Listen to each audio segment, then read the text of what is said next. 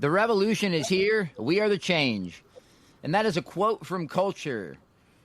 And this quote addresses one of the main reasons I created Hippie Far I, the beautiful, life-changing message of reggae music. It was created for social change, and its message is as strong today as it was in the 60s when the first reggae records were released in Jamaica. So welcome to another episode of Hippie Far I Reggae Radio and Podcast, recorded live in the Omen Honey Reggae Radio and Media Studios in beautiful Daytona Beach, Florida. Now take a second and subscribe to our YouTube channel, Hippie Far I Reggae Radio and Podcast. And I am your host, Scotty the High Strung Hippie. And Hippie Far I is a podcast where we discuss all things reggae. So if reggae music is your thing, you're in the right place. Now today we have a special guest in the studio. And my guest is a voice for the voiceless, a soldier in the reggae fusion movement, and no stranger to this show. It's his second time blessing the mic here, and today we're doing something special. We're going to be walking through 5 of his most revolutionary tracks one by one, diving into the message and the movement behind each one. So folks, please join me in welcoming Jay Cantor of the band StreetLevel Uprising. Back to the show. Jay, what's going on, buddy? Oh, Scotty, my good friend. How are you, man? I'm doing absolutely fantastic, man. It's a beautiful morning. It's kind of funny, though. Normally I do my podcast in the evening when I get home from work. And, I woke up this morning and I sat down and I, hadn't really got moved. And I realized how old I'm getting because everything's hurting, man. I know it, man. I know it. Yeah. All my joints, I went to move the microphone, my elbow. I was like, good grief, man. But, that's all right. I kind of like waking up and hopping right into it. It's nice and refreshing. So, but yeah. So thank you so much for taking the time out of your morning to come on the show. We definitely appreciate it. And like I said, I had when I mentioned this episode to you, kind of back in the about a month ago, I asked you to choose 5 tracks that kind of definitely had a real solid revolutionary message. All your music does, but I wanted you to pick 5 of them. Based on, the lyrical content. And, we could play those 5 tracks and then you could, dive deep into them and kind of explain to us what they're all about and what you were thinking when you wrote them and their relevance then and also today.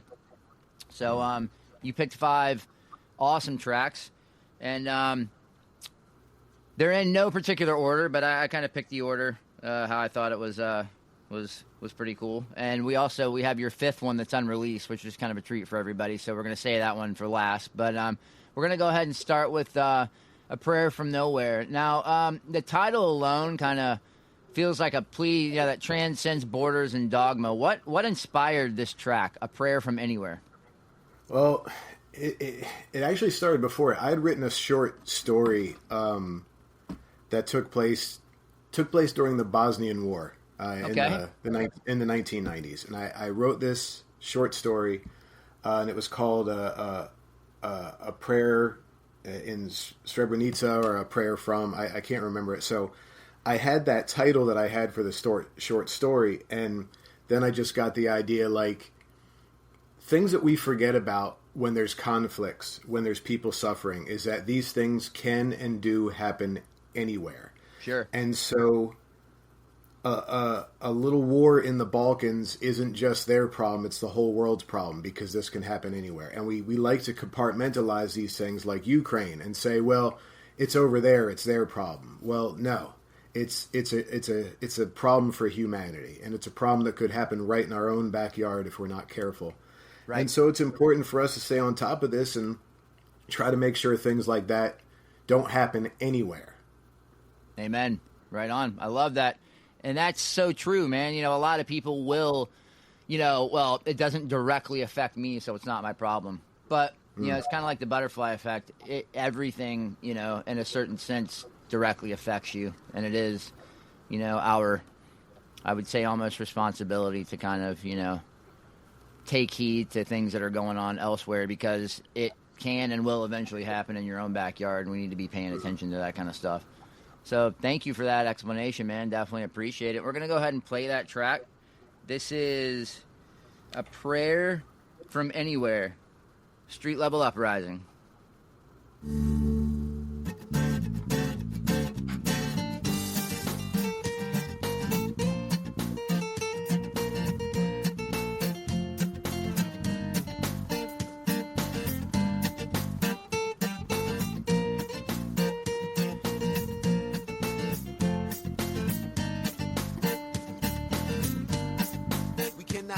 like this and scream into the night.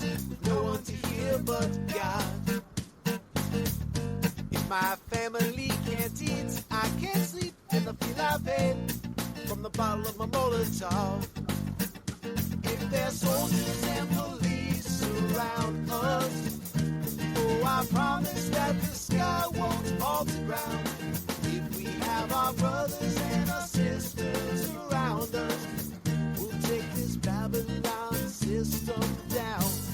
Yeah, we'll burn this ism system right down. Yeah, yeah, yeah, yeah. We will not die like this, she cried, into the night with no one to hear but God. If they think that we'll take this rape and genocide, then they'll feel our pain from the bound of my Kalashnikov. And if the soldiers and police surround us, oh, I promise that the sky won't fall to ground. If we have our brothers and our sisters around us, we'll take this evil system down. Yeah, we'll burn this vicious system right down. Yeah, yeah, yeah, yeah.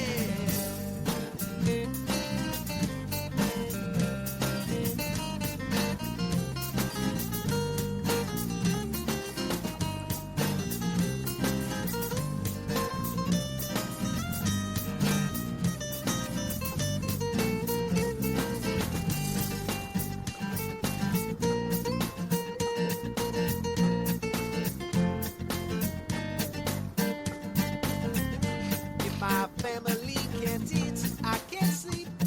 If my family can't eat, I can't sleep. If my family can't eat, I can't sleep. Oh, if my family can't eat, I can't sleep. Yeah, yeah.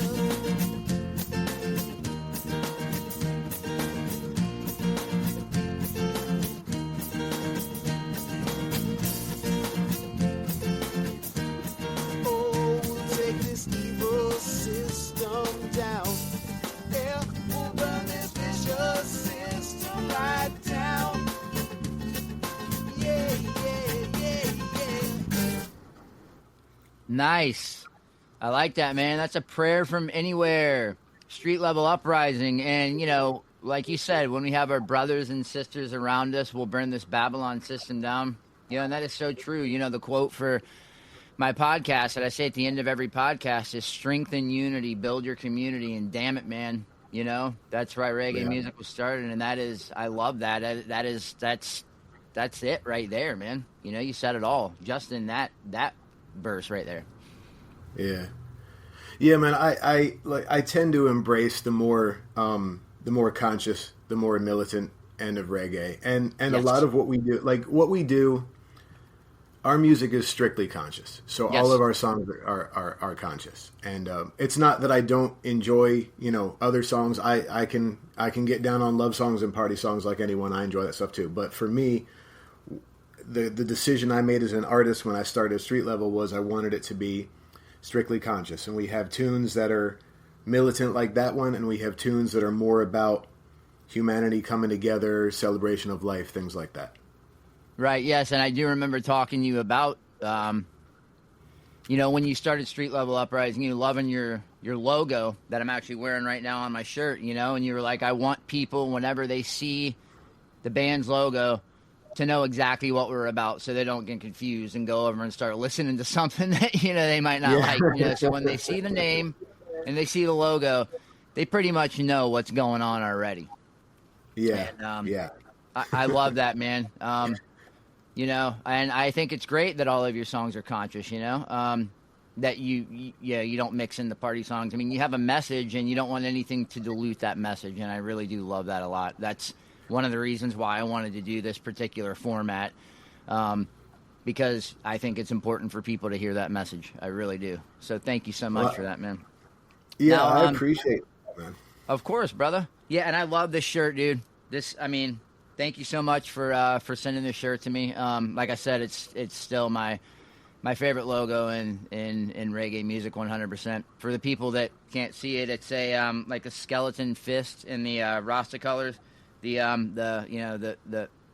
fight fist. It's really awesome. So head over, check out StreetLevel Uprising, and check out what I'm talking about. So we're gonna go ahead and move on to track 2. This is the Pendulum Swing. Now, before even listening to it, just a name, it sounds like it was written in kind of like fire and patience. Kind of tell us where this one came from. Man, this was the fastest song I ever wrote. I think I wrote this song in 15 minutes. Start to finish. Nice. And the pendulum swing is, if you pay attention to history. Okay. Like, we've talked about history, man. I'm a student of history. I love history, and it's you know, to me, the reasons for getting into history are self-evident, and that is that history really is just a series of loops. It's a series of repeats. So sure. Everything that's happening now has happened in a different way before, but we've seen it. We've seen these loops come around. Sure. And the pendulum swing is what we see here every 4 to 8 years in our country. Right. Which is, you know, we have a country that got so hard behind a Democratic president and then gets super hard behind a Republican president, and back and forth, rinse and repeat. Sure. And it's just what we do. And when people get upset at certain moments like this, it's important to remember that it really is just a pendulum swing, man. And we swing too far to one side, and then we swing too far to the other, but we always come back. We always come back. Right. Yeah, that's funny. It is kind of strange. I from childhood until now, I don't ever remember the pendulum stopping in the middle. Right. It's always like just swung wham and then wham. You know, you have Reagan, and then you go back, and then you have Clinton, and then you have Bush, and then you have Obama, and then you have Trump. So I mean, it's it's literally one extreme to the other. That's nuts, man.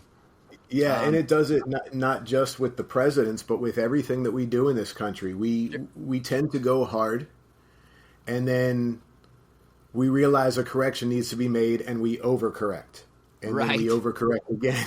And so if you catch a snapshot at a moment in time, that pendulum is going to be right in the middle, but it's only going to be there for a second. Right. It's going to keep swinging. And like you said, we overcorrect. And what happens when you overcorrect in your car? You flip the car. Right? Yes, sir. Anyone who's ever driven on ice and snow, as I have, knows the overcorrection is not a good thing. Right. And the same can be said about, politics, like you just said. Yeah. So let's go ahead and check out this track, the fastest song you've ever written. Sometimes that's a good thing. When you got something to say, it just comes out. So this is A Pendulum Swing, StreetLevel Uprising.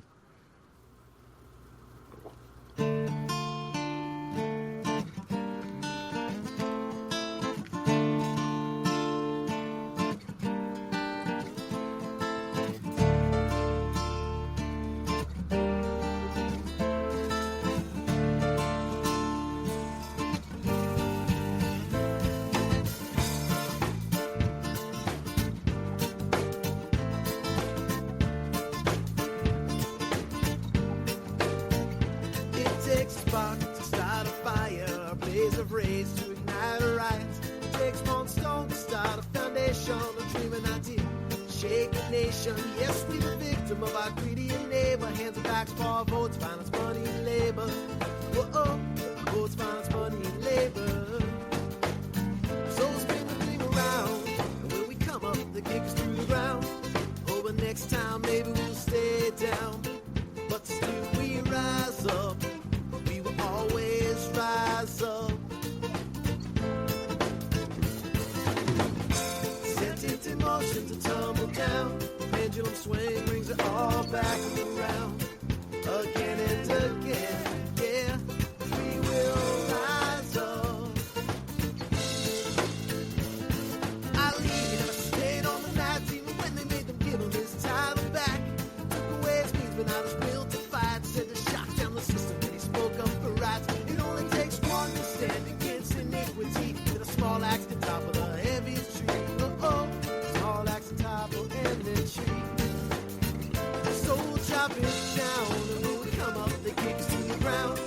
Oh, but this time we won't hang around, but still we rise up. We will always rise up. Forward we go ever, backwards never. Forward we go ever, backwards never. Moving forward, up and over, we must get over. Forward we go ever, backwards never. Rise up, we must rise up. Rise up, come on, rise up. Rise up, rise up, come on, rise up. Rise up, come on.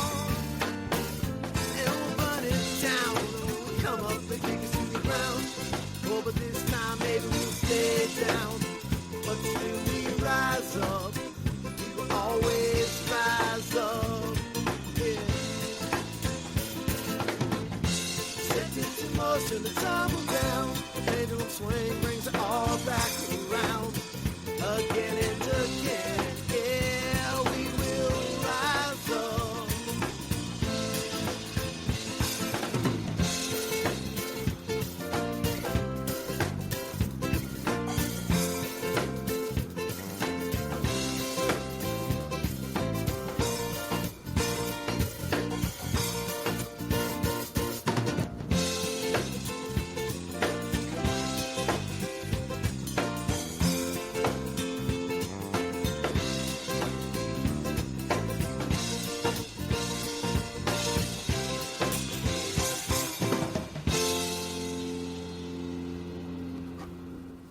Nice. That is the Pendulum Swing, Street Level Uprising. Now, Jay, not only do you have the dopest hair in reggae music, you also have some of the dopest lyrics in reggae music. I had to throw that in there. That's funny, man.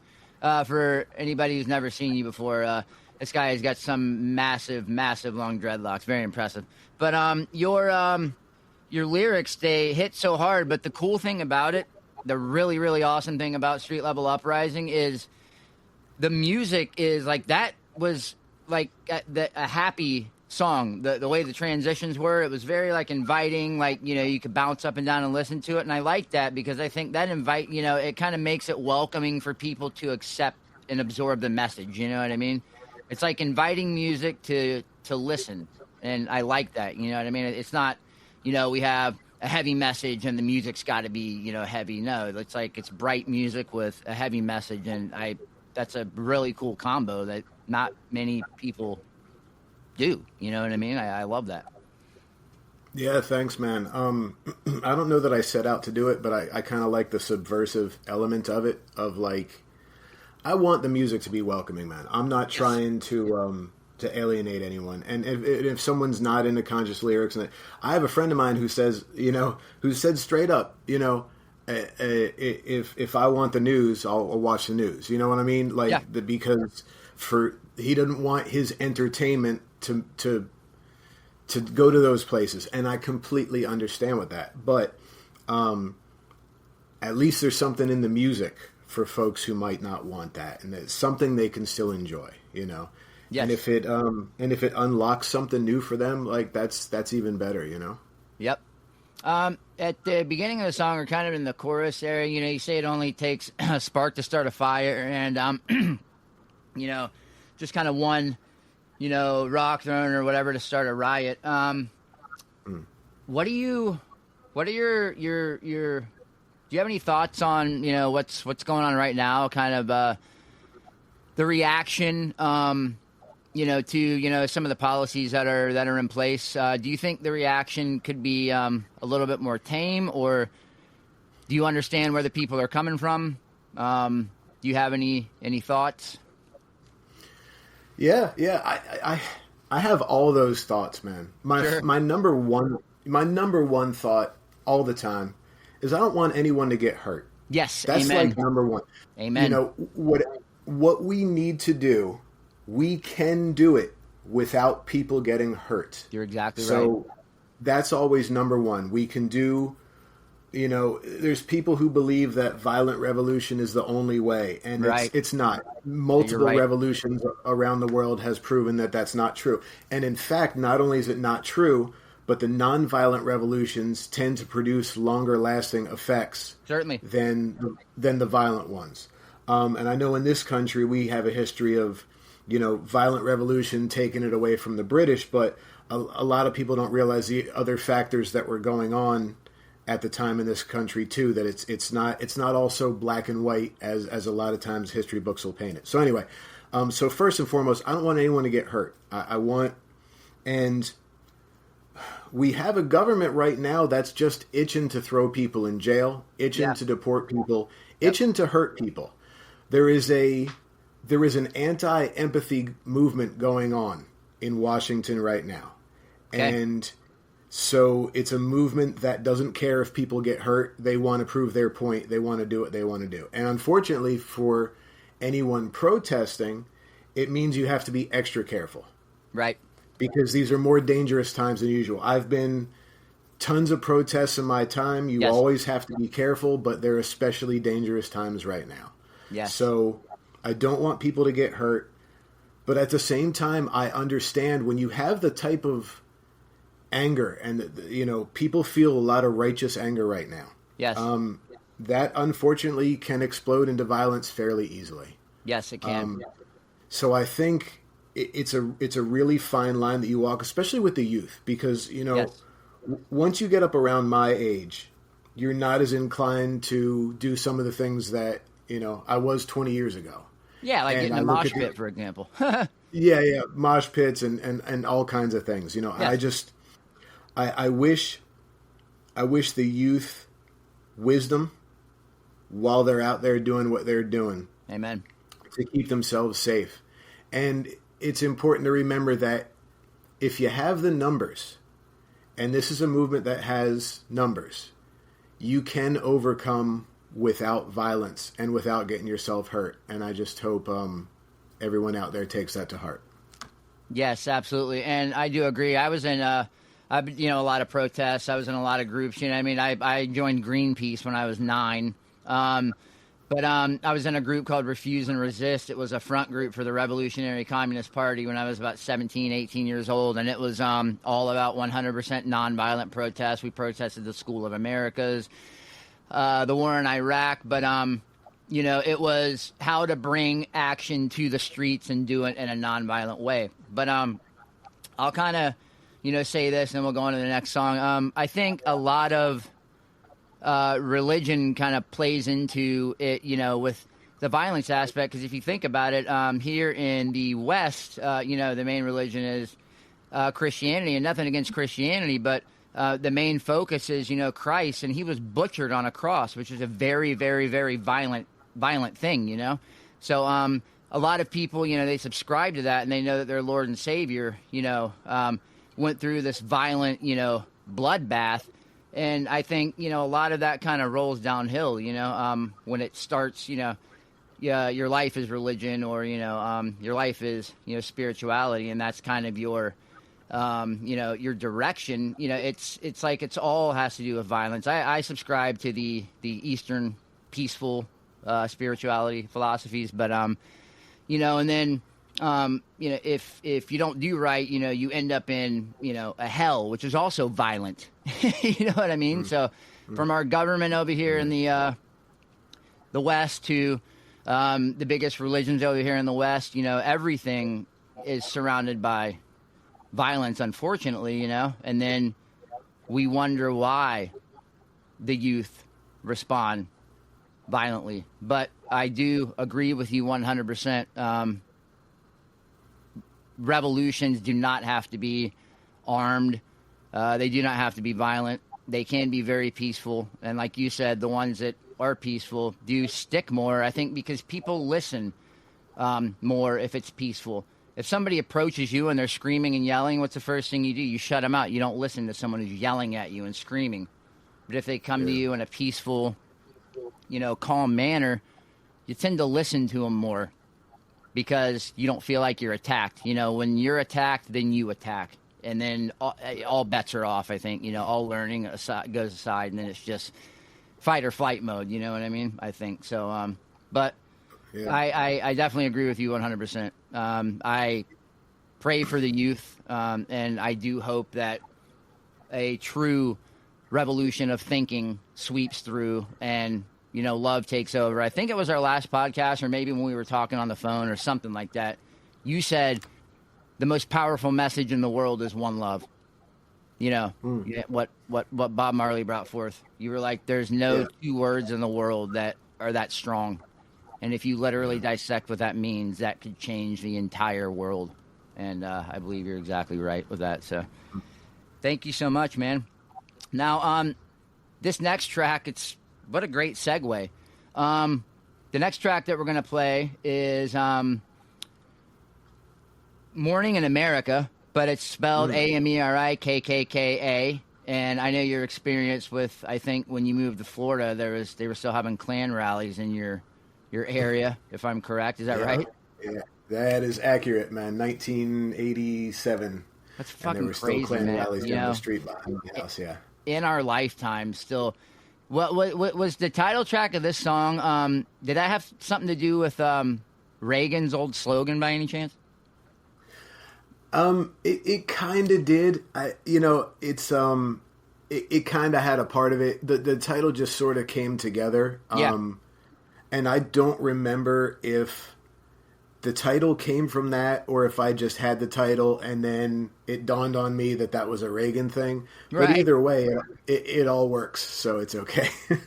All right, cool. So, I mean, this is an awesome title. I mean, so it's obviously about waking up. Is it kind of a warning or like a call to action, this song? So this song was a direct reaction to Charlottesville. Okay. To the events of Charlottesville at the beginning of the first Trump administration. And could you kind of explain those real quick for the people that don't know what you're talking about? Yeah, so the marches and protests that took place in Charlottesville, you had the night protests where a bunch of white supremacists, white nationalists, whatever you want to call it. Whatever you want to call it, they dressed up in nicer clothes, but they're still white supremacists to me. Exactly. Marching around with their tiki torches, talking Jews will not replace us and other such nonsense. So seeing that and seeing the events of the other days, the young woman Heather Heyer, who was killed by a white supremacist who drove his car into a crowd. Right. This song was directly inspired by all of the events that were going on there in Virginia. All right. Fantastic. And, it's amazing to me. If we were all blind, we would have no idea what color somebody was unless we asked them. But they wouldn't know because they couldn't see. They'd be blind. It's amazing to me that, just by seeing somebody, you base an entire ideology on it. It's absolutely amazing.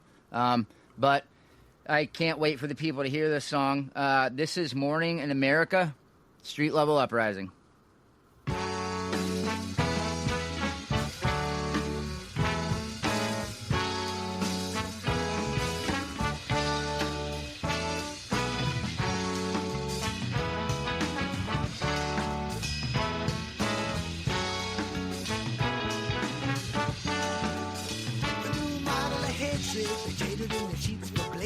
Script again, and now they are the victim players. Still, that old behavior is the lineup brainless. The party like it's 9 to 39 and stasis on the scanner.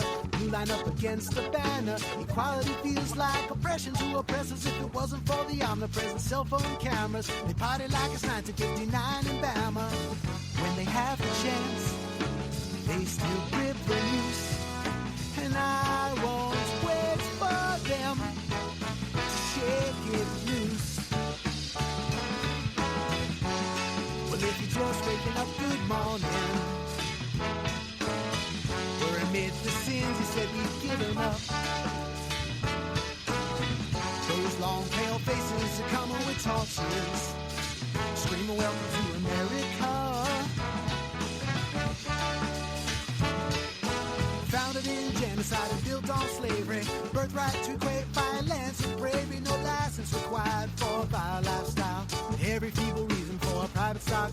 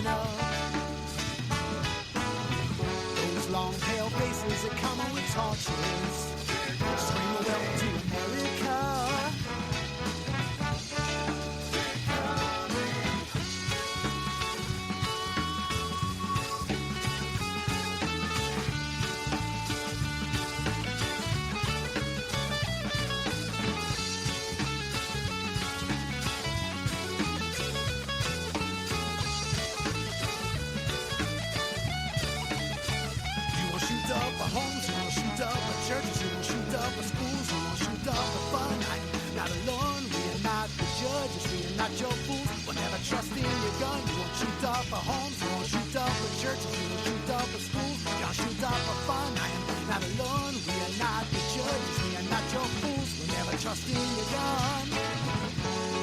Well, if you're just waking up, good morning. Hell, we'll admit the sins and say we've given up. Those long pale faces are coming with torches. Scream a letter to America. Oh yeah.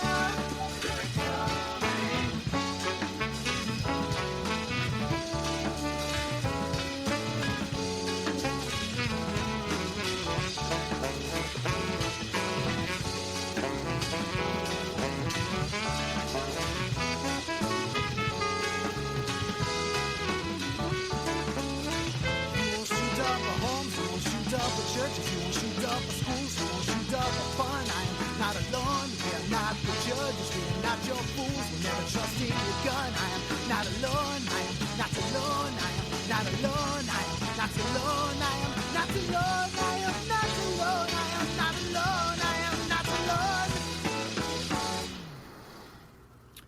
That was Morning in America, StreetLevel Uprising, and yeah, I like the beginning. You know, they traded in their sheets for blazers. You know, and like you can't put lipstick on a pig, right? Yeah, man. Yeah, still a fucking pig. And I wanted to elaborate on something you asked about, like the good morning the thing. That was I heard a lot of people around that time express a view like, how can we still be racist in this country? We had a black president. And so it was kind of like there was an awakening for a lot of people, right? After the Charlottesville stuff, where it's like, oh, like I guess we still have, you know, a strong racist element among us. So it was kind of like, you know, yeah, having one black president unfortunately did not wipe out all the racism that still exists in this country, and I think a lot of people woke up to that. Yeah. After, you know. And what sucks, I think, is it kind of bounces back and forth. You know what I mean? Because hatred exists on both sides. There was a group, I believe, I'm trying to remember, the 12 Tribes of Judah or whatever. They were protesting in Orlando when I lived there. And I had my wife stop the car. I was like, this is cool. You know what I mean? I liked what they were saying through the megaphone. They were handing out flyers, right? So I walked over to the guy and I said, can I have one of those? He goes, this isn't for you. I was like, I want to see what you're all about. I've kind of heard about you. I just kind of see what your message is. He's like, this isn't for you. I was like, what do you mean it's not for me? He's like, you're white. This isn't for you. I was like, wow. So you have a problem with me because, you know, I'm white. And he just turned around and kept protesting. And I was like, man, that's, you know, it unfortunately, you know, it does exist on both sides. Now, on the level that it comes, you know, towards the minorities, you know, it's still minorities have a much better chance of getting a stronger sentence when they go to court and they're convicted of a crime than a non-minority, you know. So the racism still exists. So I get the minority groups, you know, fighting back 100%. I totally get that. But there still also needs to be a level of unity on all fronts. You know what I mean? You know, this division based on skin color from any, you know, view is just absolutely insane to me. You know what I mean? But it's unfortunate that it still goes on. If you want to boil it down to a bottom line, it's that we all need each other. Yes. And you know, if we can't live together, it's a problem. Right. Because everyone's here, nobody's going away. So everyone needs to get along and not just get along, but man, just be cool. Just be cool with each other. Right. I mean, it seems like such a simple concept, but at the same time, I understand that folks that have been marginalized, dispossessed. Yes. You know, it's. All right, I'm gonna go here. It strikes me as odd that like you've got people who don't want to hear any kind of protests from marginalized groups, Right. But yet the second these folks were asked to wear a mask during COVID, they freaked out. Right. And it's like, wow, like other people can't protest when they've basically been under people's boots for their entire time here. Right. But somebody asked you to put a piece of cloth over your mouth and you're going to freak out and start carrying guns around and stuff. So it's like, those two things are kind of ridiculous to me, man. Right. Yeah, I totally agree. And, we me and my wife, we didn't my wife actually got, fired from a job because she didn't get the vaccine, but now they're coming out, the government's requiring them to put things on the vaccine stating that it causes can cause heart conditions and heart problems, so it was just kind of something. But yes, I totally agree. It became a whole anti-mask, it became insane, like you said, the pendulum. It couldn't just be I don't want to. It had to turn into an entire political issue. It had to be a thing. There's people out in L.A. Protesting people being kidnapped by ICE. Right. And that's not okay, but it was okay to charge the Capitol. Right. So, we have a double standard issue in this country that's beyond the pale. Right. And I don't know if I'm going to get backlash for saying this, but I do in some forms think that, certain forms of, violent protesting are okay. Like back in the day when the TSA was a real big thing, they call them team sexual assault, TSA at the airport when they were after 9/11.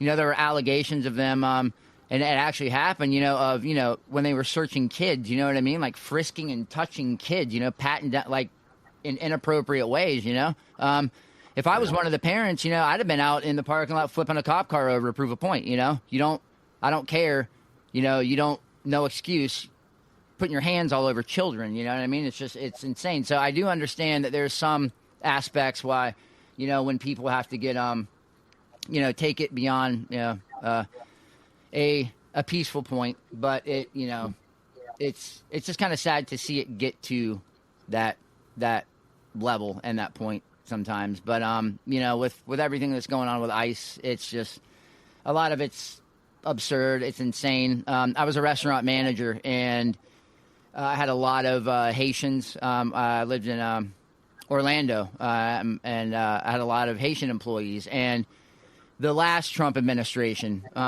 he went through his thing where he deported people, and two of my best line cooks had to go back. They had to go back home and do all this red tape and all that stuff to be able to come back. And I was like, these guys have been working here for like 20 years, paying fucking taxes, contributing to this country more than, a lot of people. And just because they're not, quote unquote, on paper legal, you're sending them back. It was insane to me. You know what I mean? There's no reason for that. This country was built on the backs of immigrants.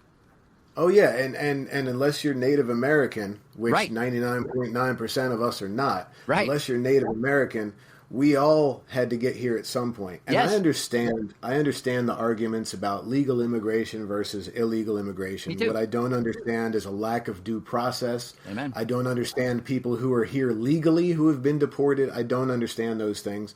Right. I don't understand the violence behind it. Right. And it's just a big mess right now. And it's the attitude, it's the spirit of the thing behind it. Yep. That's always the problem. Yes, and I was talking to my wife the other day, I also, I'm with you, I believe, obviously there has to be some policies in place, just every single person can walk over, but a lot of the ways that they're detained and they're treated, people, they're like, well, if they detain somebody over in Iraq, they're not treated as good. I'm like, well, the United States, we have the means to detain and treat people in a very, very, very humane and good way. We have the funds to do it. We have the abilities to do it. We have the resources to do it. So we should do it. You know what I'm saying? Yeah. Yes. Just because these people are trying to get over here does not mean they're criminals. So if they are detained, they should be treated, very, very, very respectfully in a very respectable manner. Placed in places, where they're holding them, that are, quality. It's just, we have the ability and the means to do it. And quite frankly, we are supposed to have the common sense, the know-how, and the compassion to be able to do it correctly, but. Yeah, man. And what does the United States stand for? What is this American exceptionalism stuff that we've been hearing about our whole lives, about how, the creation of America and what we're supposed to stand for? Right. Well, at the end of the day, it's bullshit because of the people who are in charge. Now, at a personal level, man, this country is full of warm, caring people. But sometimes even some of those warm, caring people get in a little group and they get something in their head. And the next thing you know, stuff like this is going on. So and you're in an echo chamber. Yep. Yeah, man. We need to stop for a second and think about who we are as human beings and who we want to be. You want to be known for this, or do you want to be known for someone who's compassionate and caring and full of the spirit of one love, man? Because it's each one of us gets to make that choice every single day. I will be love, and I'm not ashamed to say it. Amen. That's a beautiful thing, 100%. And if you think about it this way, a lot of my spirituality goes back to that. I firmly believe that, you are not your body. You are not your thoughts. You are not your, emotions, for example. If anger arises, if you don't pay it any attention, it disappears, right? Therefore, it's an illusion. It's not my anger. It's not the guy down the street anger. It was yours. That arises. You see it. You pay it no mind. You address it, and it disappears. So you are not defined by all these things that people kind of feel like they're, maybe defined by, and that they have to defend, it's, I have to defend this, I have to defend that. No, you approach everything from compassion. And when you wipe all that stuff away, what's left is love. That's it.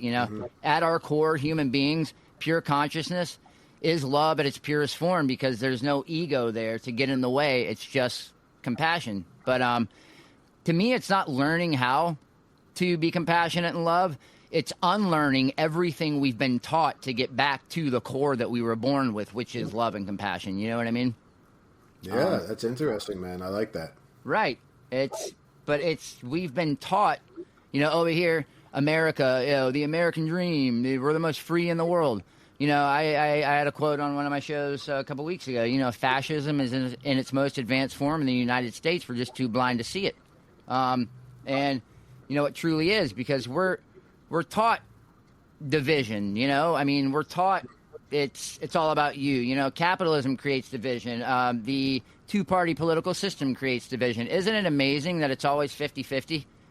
The country is split right down the fucking middle. How is that? That's by design, man. It's not. It doesn't just happen to be. If it was random, it'd be like 10-90. But it's always 50-50. It's weird, dude. Yeah. The country's always split down the middle. That is by design, bro. It's like, so you can keep equal amounts of people fighting. Because if it was 80-20, the 20% wouldn't even be heard. But it's 50-50, so both sides are heard. So they're always screaming at each other because, for one, there's another. There's always somebody to argue with. Yeah, and I think most people, I think as human beings, man, most of us don't ask for much. We want a job that pays the bills, keeps a roof over our head. We want better lives for our children than we had. We want clean air, clean water. I mean, like 99% of the things, of the issues, we would all agree on. But they keep us fighting about that other point.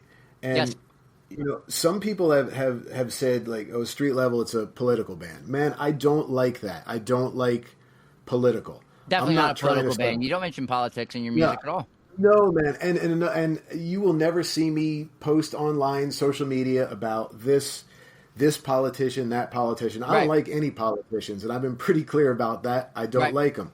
I don't like them because to get to that level, they had to take a lot of dirty money, every single one of them. I don't want to deal with it. You're right. I've told local city commissioners and whatnot to their faces that I don't respect them. So my distaste for politicians runs pretty deep. Right. And we could argue about, well, this side's worse than that side and whatever. Maybe sometimes those things are true, but I don't like political because, man, StreetLevel is about human rights. It's about humanity. It's about people on a personal level. And I just don't want people to get that all twisted up and think, you're not going to see us playing a political rally for anyone anywhere at any time. We don't Yes. play corporate gigs. We don't do anything like that. Right. StreetLevel is a band that doesn't make any damn money because we refuse to take those. We've played more benefits for people who could use the money than we've played profitable gigs in our time. And so I want to point that out, man. It's not about politics and voting for this guy and that guy to us. It's about humanity, man. It's about human rights. That's awesome. Yeah, and you're actually going to be playing the benefit for my nonprofit Sacred Eye in October, which is really cool. But you know, I was very politically driven when I was younger. Like I said, I was in those protest groups, and kind of in my young adult age. And I'm not going to lie, when Trump came on the scene, to me, he seemed like the most punk rock candidate we had ever had. You know, I'm going to drain the swamp. I'm going to get rid of corruption. I'm going to, do this and do that. All sounded good, right? But, if you really think about it, he got where he was by being completely dishonest all the time. Never paying taxes. Just he employs people, but, it's just at barely livable wages, and like you said, the government, they keep us divided, but they also keep us right maybe barely above the poverty level. So even if you wanted to do something, you couldn't. It's like you miss 2 days of work, you're screwed.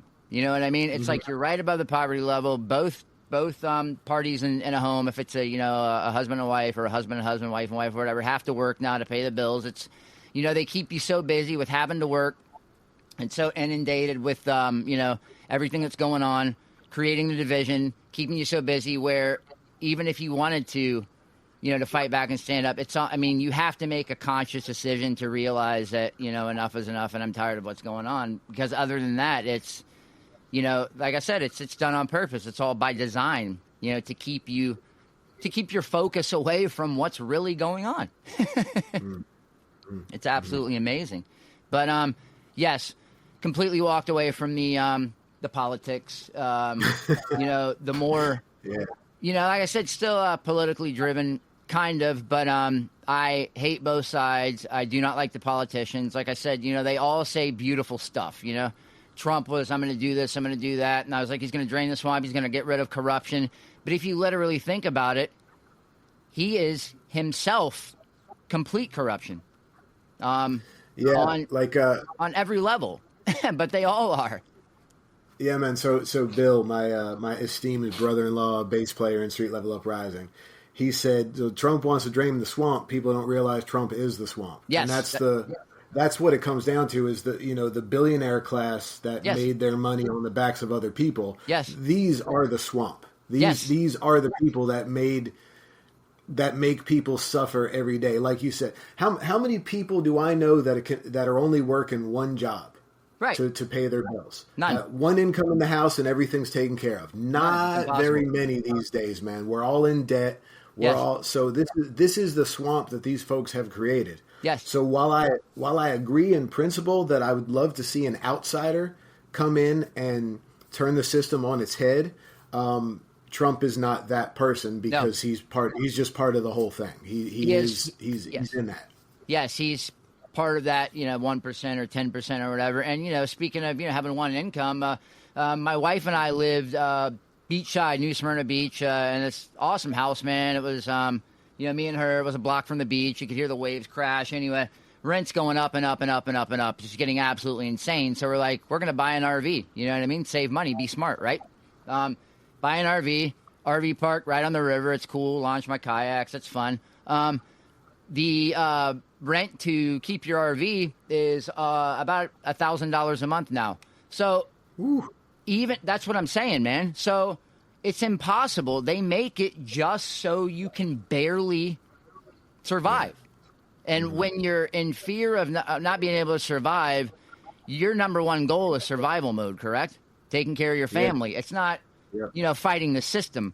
If we were comfortable now with what's going on, and, you had one income able to sustain and the other person in the house could actually focus on social issues and all that kind of stuff, it'd be a completely different story, right? Yeah. But it's by design. Because, the more they throw at us, they're not going to do anything. They're in survival mode right now. They have to take care of their families. they have to Yeah. work. They're not going to have time to address what we're doing, and it's just it's amazing to me. And it doesn't it doesn't even have to be some grand conspiratorial plan. All No. it takes is CEOs saying, let's raise prices, Yes. get more profits. All it takes is like a bunch of people independently doing that Yes. to wreck the whole thing, to make the price of food go up. It doesn't even have to be the sinister conspiracy. It just has to be the natural greed that seems to infect these people that are at the top of this hierarchy. Yes, and it happens overnight. I work for a farm. We sell eggs from another farm in the area. They went from $8 a dozen to $12 a dozen overnight. No fucking reason. Just because the egg, whatever it is, the egg board, which is a real thing, decided to raise the prices. Yeah. You know what I mean? That's $8 to $12. That's very substantial. And working in the restaurant industry, the owners of the restaurants, they would just raise prices, not because we just gave a guy a 25-cent raise, which is a slap in the face, but because they want to make more money. They're not comfortable with their level of millionaire. You know what I mean? So I could go on and on about it, but yeah, it's built on the sweat off the backs of other people, and the guy that we have in office right now is just as guilty, if not more, than all of them, for just being, corrupt and working his way to get where he is by literally fucking other people completely the entire way. Yeah, man. Look, like I hate to bust anyone's bubble who loves some of these politicians, but like by and large, these are shitty people. Yes. Who have taken a lot of dirty money, aren't particularly intelligent, basic intelligence. Sure. So, it's not like the people that we're electing to run things are morally or intellectually superior. These are just schlubs who take dirty money. You know what I mean? Right. So, putting any kind of our faith in them is, might be a little misguided sometimes. Right. Well, instead of paying ICE to go into the street and get illegal immigrants, now I get people that are violent and were in gangs and committing crimes, arrest them like you arrest everybody else. But put that money into reforming fucking health care, so we're not paying $500 a month for insurance, and then we have to pay $400 when we go to the dentist to get a tooth pulled. You know what I mean? Reform health care. Make it affordable for people. Make groceries affordable for people. Gas, anything that would benefit us. Taking immigrants and deporting what does that do? It's a waste of fucking money. It's a waste of resources. It's not helping the American public whatsoever. Yeah. It's absurd, but people are behind it. We need this. No, we need a lot of other shit. Yeah. You know what I mean? Well, To be that's able part to of survive. the distraction. Like you were saying, we've always had these wedge issues to distract us from the things that really matter, Yes. So it's just more of the same. It's just business as usual. Yep. And like you said, 100%, it's all about love. And the last thing they want us to do is to love each other, because then we would unite. But it's sad but true. Well, thank you so much, man. This is a lot of fun. Now we're going to go on to track number 4. This track is titled Home. Kind of switching gears. It seems like it carries kind of, a warm message. But can you kind of go ahead and just tell us what you were working through when you wrote this track? Yeah, so I forgot this is one of the tunes I gave you, but a few minutes ago I said I will be love and I'm not ashamed to say it. That's something I say in this tune. Great. So I kind of accidentally foreshadowed this, but this was me being just incredulous about, the opening line is fear and hatred all there is? Can we not do better than this? All of these seeds that we've sown of conflict, of hatred, of war, violence, all these things. Are you telling me we can't do better than this? You know Sure. what year it is? We have airplanes and internet and everything else. We don't need to do this anymore. We don't need to be this anymore. Right. But it goes back to what you were saying about we're kind of set up. We're kind of set up to the point where, if you watch TV or if you're on YouTube, you're going to be bombarded with messages that might color the way you feel about something, and Right. it might be bullshit. It might be total bullshit from the top on down. Yep. So my thing is like, can we not do better than this? Than this government we've elected in this country? Can we not do better than this conflict we've put on each other? Can we not do better? And I think we can. And I think the way to do that, as we've said so many times in this, is through love. Amen. We can do it 100%, but love takes, to me, it takes a conscious decision, because I believe, once again, we were naturally born to love, and that's it. But we have been taught not to. We've been taught to separate. We've been taught all about me, protect myself. You know, capitalism drilled down your throat, division, politics drilled down your throat. So we have to unlearn everything. So I think instead of people making a conscious decision to, you know, instead of acting this way, why don't I just love? They're just going with, you know, everything they've been taught and inundated with. And, you know, if people, you know, that's one thing that we're going to have to do, you know, make that conscious decision too. Yes, because ask anybody, would you rather be hated or loved by your wife or husband? I think loved, right? Or hated or loved by your friends. Everybody chooses love. But if that's what you want to receive, you should be giving that. Gotta 100%. give it. You know? Gotta give it, man. Gotta give it. You gotta have an open heart and be willing to help people. And I see it, you know, I see it on both sides, where it's like people don't. I see people unfriending each other all over the place. Yes. And it's like, and that's something. It's something where, like, I get it. I understand people cut people out of their lives because they don't want the drama, they don't want the anger, whatever. But like, do you want to change people's minds? Right. Or do you just want to satisfy your ego by cutting people out of your lives? That's or it. Do you want to make change? Man, I don't know if I'm ever going to change anyone's mind on this planet, but Right. I'd like to. Amen. I'd like to change people's minds who live in hatred and fear, and teach them about love and getting along and everyone getting together and having a good time. Yes. I don't know if I have the power to do that, but damn it, I'm going to try. I'm going to try, man. I'm not going to cut people out of my lives, because even if they do something or think something that I might find discouraging or even reprehensible, like, because it's not about me. It's not about my ego. It's about us. It's about all of humans getting along and stopping violence and stopping other things like that, man. That's what it's Amen. about. And I like that you said that. And to me, it is about dissolving the ego. This goes back to my my spirituality. Your ego is nothing but your thoughts or your stories, you know what I mean, in your head that you feel like you have to defend, you know? But if you get to a point where you realize you are not your thoughts are pretty much an illusion. If you don't pay them any attention, they go away. You know, once your thoughts of who I got to be, who I am, you know, your ego dissolves, then you're left with pure love, you know? Because that's all that really remains. And that's a... Do you want... You know, do you want to be right, or do you want to do the right thing? Because those are two different things. I don't care about being right. I don't care about satisfying my own ego about being right on everything. I want to do the right thing. Yes. That's what matters to me. That's correct. And at the end of the day, being right to me is relative, because there's always two answers to a question depending on how you look at it. But doing the right thing to me is not relative. It's pretty black and white, you know? You know what's right, you know what's wrong, and... you know, compassion once again.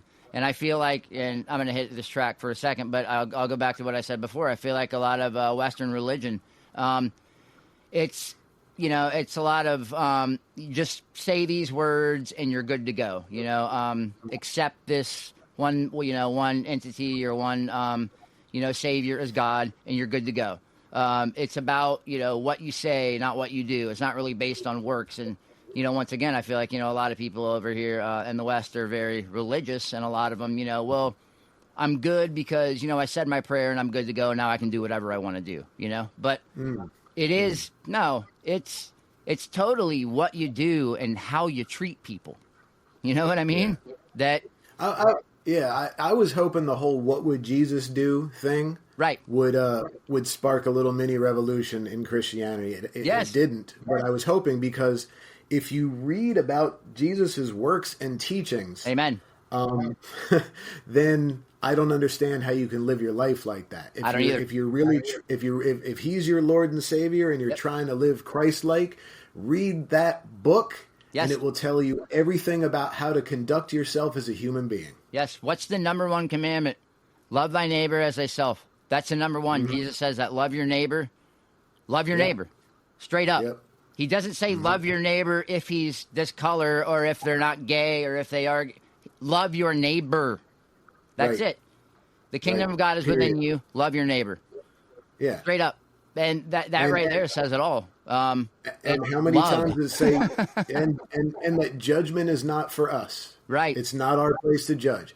So don't judge. Live the way Jesus asked you to. Yes. And then we're all cool. Yes. And then we're good. Yes. And don't get me wrong. I keep bringing up the religion over here. I love Jesus. 100%. I feel like a lot of his teachings have been distorted to maintain power and control over people. But 100%. my father was a Southern Baptist minister. I was raised in the church. I went to Christian school all through high school. If anybody knows about, that, form of religion, spirituality, it's me. But Jesus' core teachings were perfect. They were absolutely amazing. If the world would adopt Christ consciousness, it would be a perfect place. I totally agree, 100%. There's this great book, man. It's called The Zen Teachings of Jesus. Okay. And it does a fantastic job of pointing out Jesus's actual teachings from the Bible and how it relates to what we would consider Eastern philosophy, Eastern religion, and the fact that Jesus was basically what we would call a hippie today. Amen. If you think about it, is true. Jesus never shot anyone. Jesus never, picking up weapons. Jesus, like you said, there's no racism. There's no judgment. It was just love, man. That's it. It was just his love for humanity. Yep. And he also never said, "My name's Jesus. I am the Son of God," which I firmly believe that he was, but I also believe you are. But and myself, and we're all children of God. But Jesus never put his arm around somebody and said, "Now believe in me completely and accept me into your heart, or you're going to burn in hell forever." You know what I mean? That's not love. Yeah. So Jesus never pulled the "Do you know who I am" card. No, didn't. Do you know who I am? No, because his action spoke for itself, and he's revered across all Eastern religions. In Buddhism, when he passed away, when he was crucified, they were in mourning over there because he spent a lot of time over in the East. I firmly believe, but yes, it's the true teachings are a testament. But once again, kind of like politics, everything else has been distorted to fit a narrative. If we don't believe that has too, then we need to research a little bit more. Amen, brother. 100%, buddy. All right, so let's hop into it. This is Home, StreetLevel Uprising.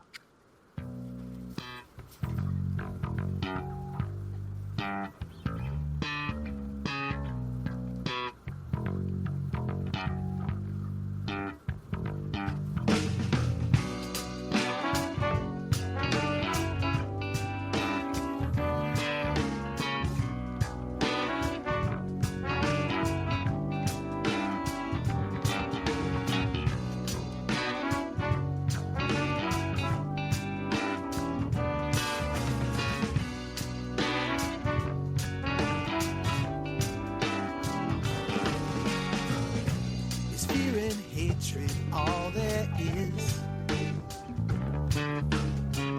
Tell me, can we not do better than this?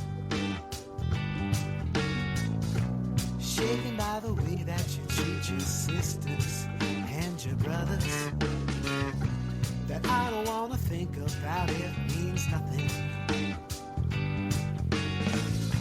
Same rights and food of your family tree, the integration and suffrage enemies. But progress is always on the side of history. Say you can say what you want about me, I don't care. I'll fight if I gotta fight.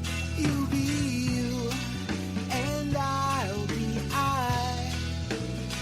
I will be loved, and I'm not ashamed to say it. hate, but I don't have to take it. Sometimes I'm lonely, I'm never alone. Sitting right in the comfort home. I can't change your mind, so I won't even try. And I'm not down to argue just to waste my time. It's your freedom of choice to be a selfish fool. It's not the education or the safety in the schools. So what's right? I'll fight if I gotta fight. You be you, and I'll be I. I will be loved, and I'm not ashamed to say it. You can be hate, but I don't have to take it. The process neither starts nor ends with our votes. Oh no, standing right in the battle.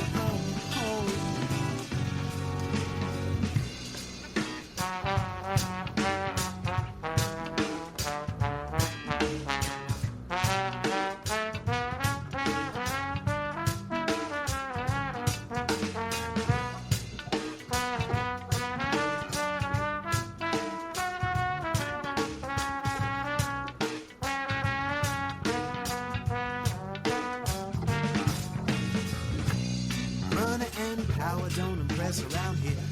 Gun intimidation's not a thing we fear. I can't abide our deepest flaws, becoming our latest hateful laws. Well, I care, I'll fight if I gotta fight. You be you, and I'll be I. I will be loved, and I'm not ashamed to say it. You can be hate, but I don't have to take it. Sometimes I'm lonely, I'm never alone. Sitting right in the comfort of home. I will be loved, and I'm not ashamed to say it. Oh no, you can be hate, but I don't have to take it. The same passion I've always shown. Oh, oh, oh, oh. Burn it right with the fire on home.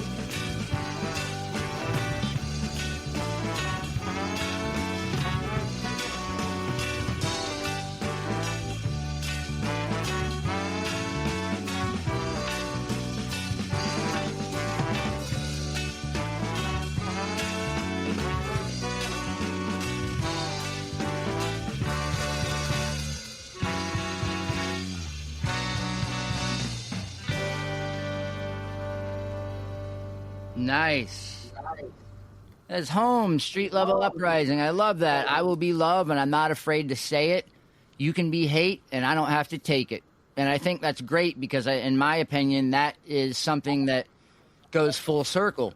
Because a lot of people, they're like, well, I love, and then they were hateful. So a lot of people would respond back with hatefulness, right? Well, they were hateful to me, so I'm just going to, be hateful back. But you're like, no, yeah. I don't have to take it, but I'm still going to be loved. You know what I mean? That's right. That stops the fucking cycle of bullshit right there. Mm-hmm. Yeah. Completely. Yeah, man. Awesome. Yeah, it's all about attitude, man. And it's like, there's a lot of, unfortunately, there's a lot of anger.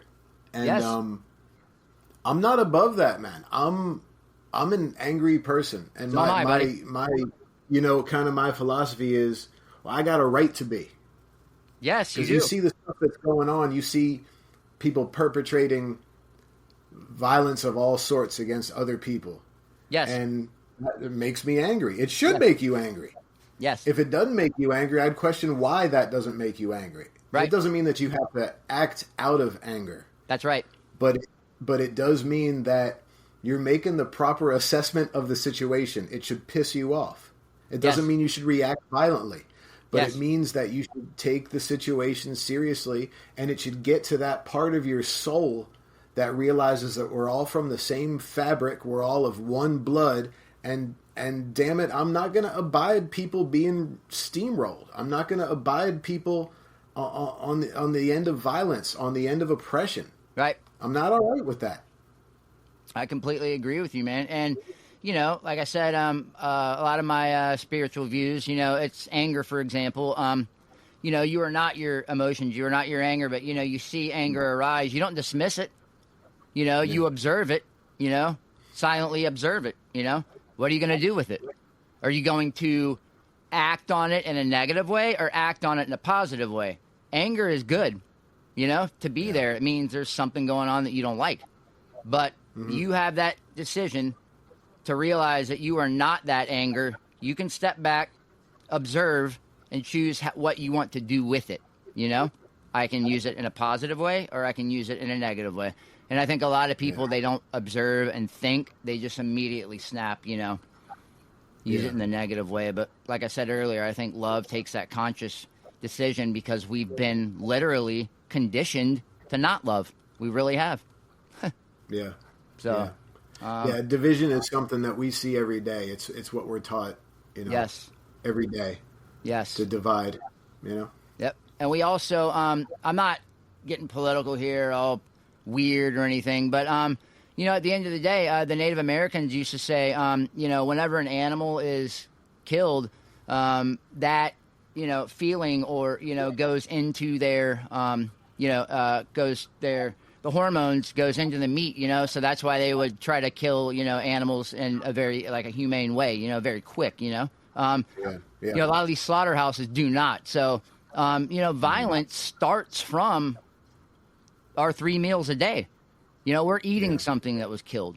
So it's, you know, take it as a grain of salt if you want to, but I mean, you know, it's everything just kind of, like I said, we have to be conscious about it, you know. It's not just going to happen because we're conditioned to not love, honestly. I mean, it sucks, but that's kind of... We talk about one love, and I'll give you a term that's just one word instead of two. Respect.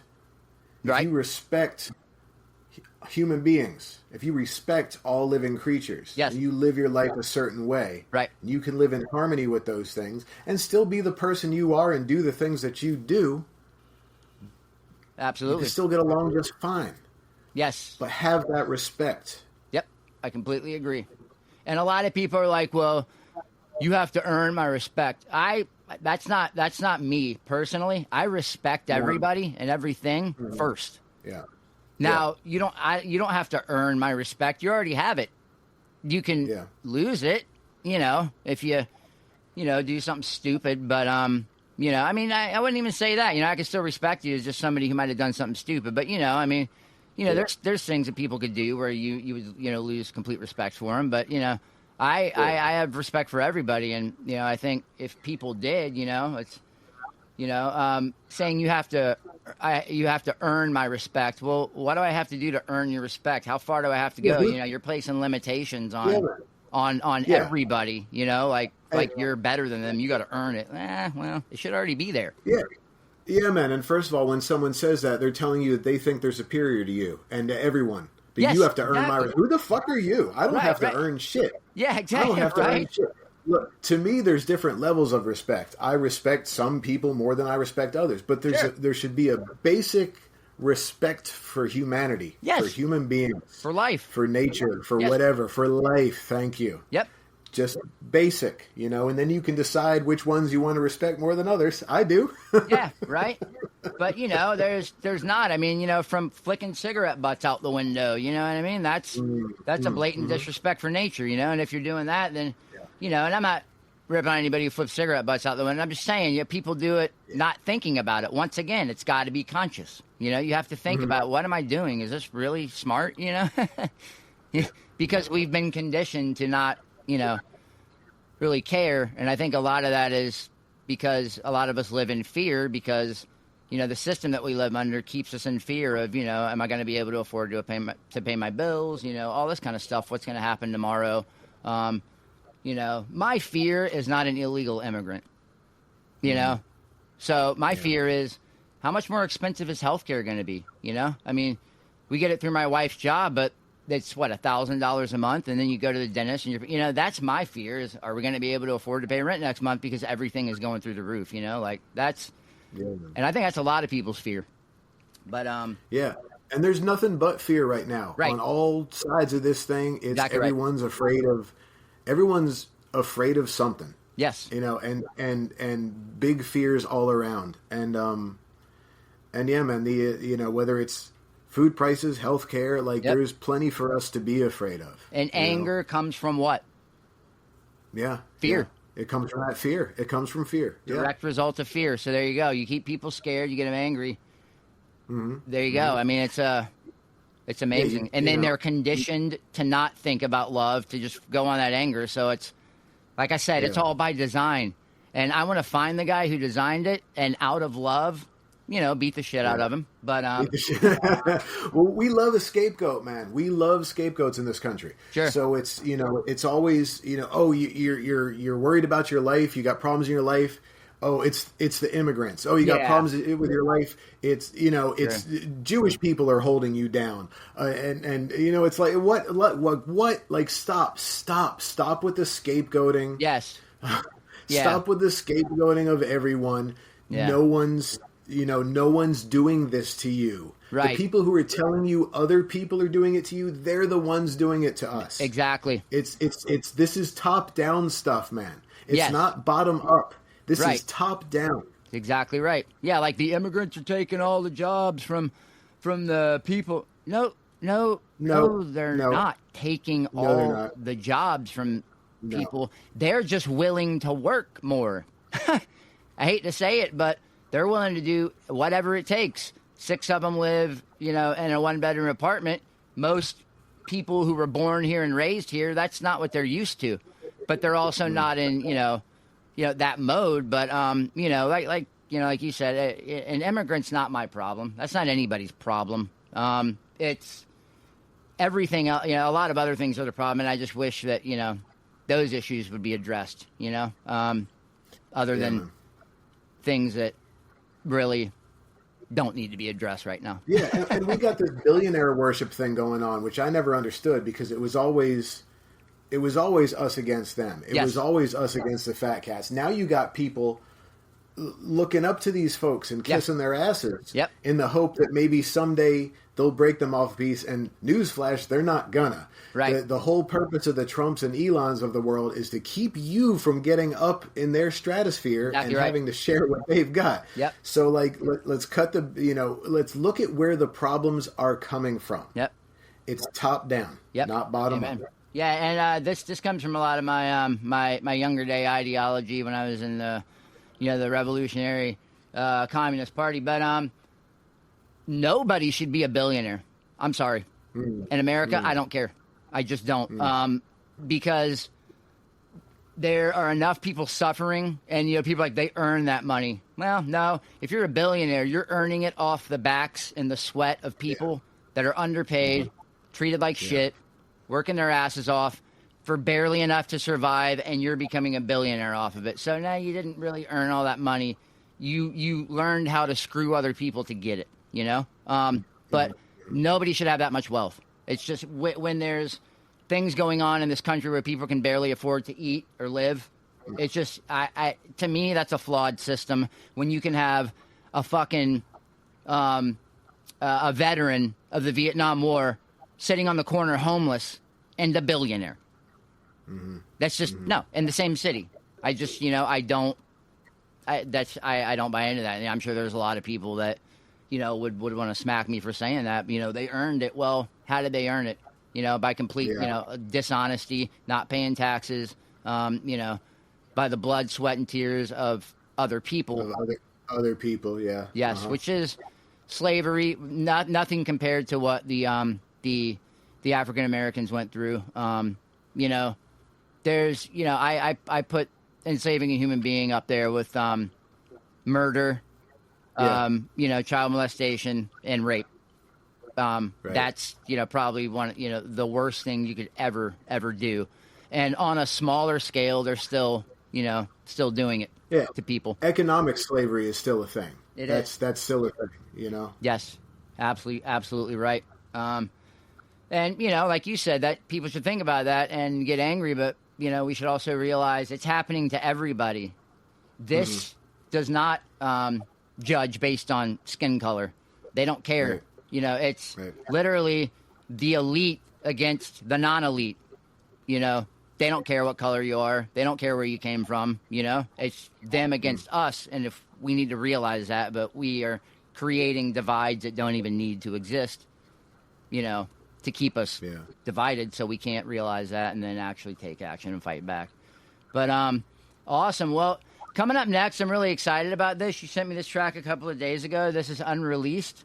It's called The Devil's Playground. There's a mean, is that organ in it? The organ? Yeah. There's a mean organ rip in it. I was like, yeah, bro. I felt like I was in church. So it's unreleased and it's unfinished too. Right. Yeah, you're still waiting on a couple elements, right? Yeah, a couple elements we're still waiting on, but it's going to be out. It's going to be out this summer.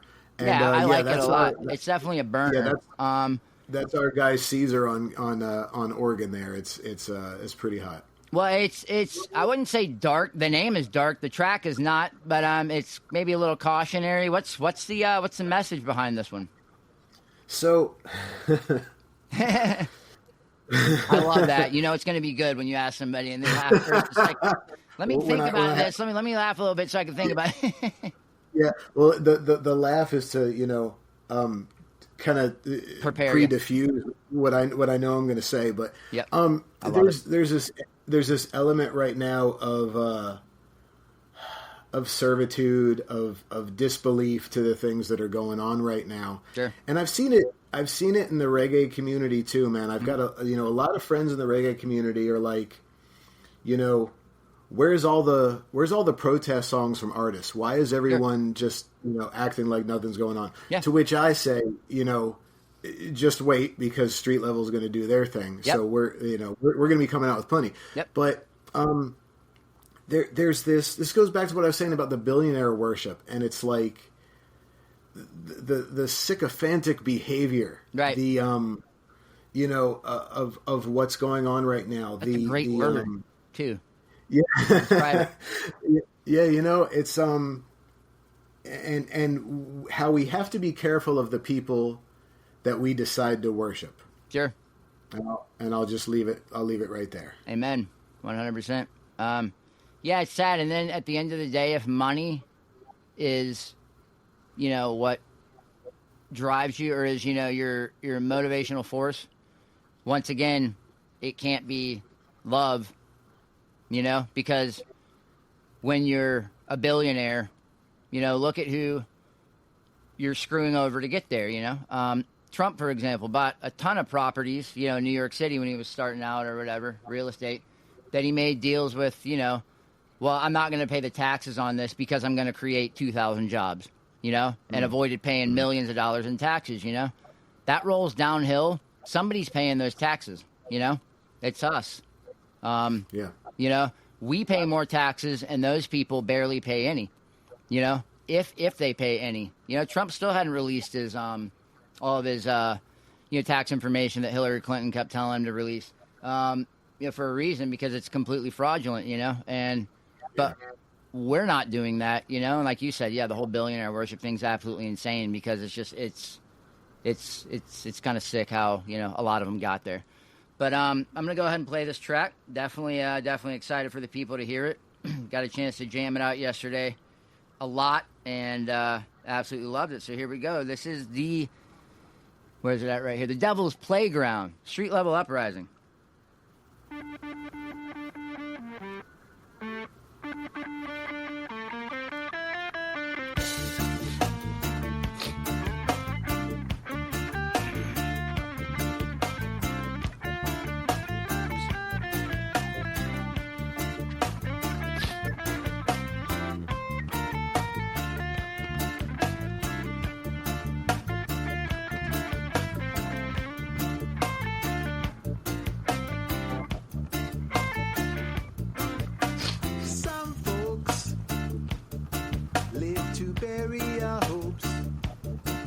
Only grift and grouse, run them out the house.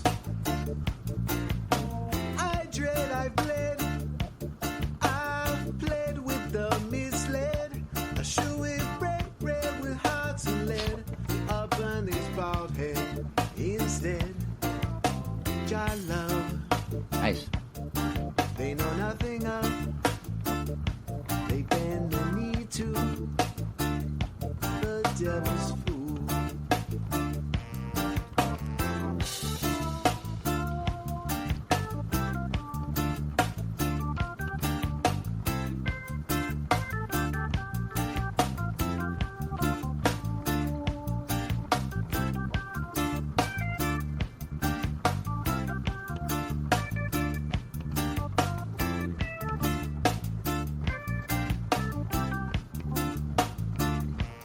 No one ever trusts a government unless their guy is running it. Everyone wants to vote how they vote, but they never think they'll reap what they sow. Oh no, Yes. Jah love, they know nothing of.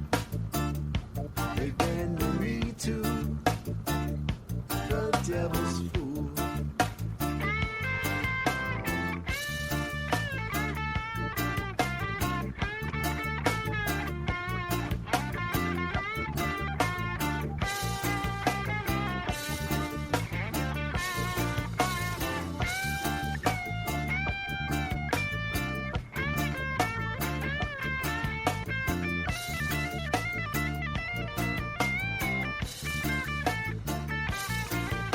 Creeping in the ditches, they just couldn't wait to become snitches.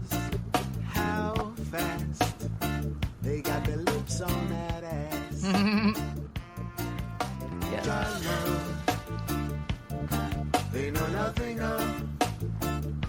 They bend the knee to the devil's fool. Jah love, they know nothing of.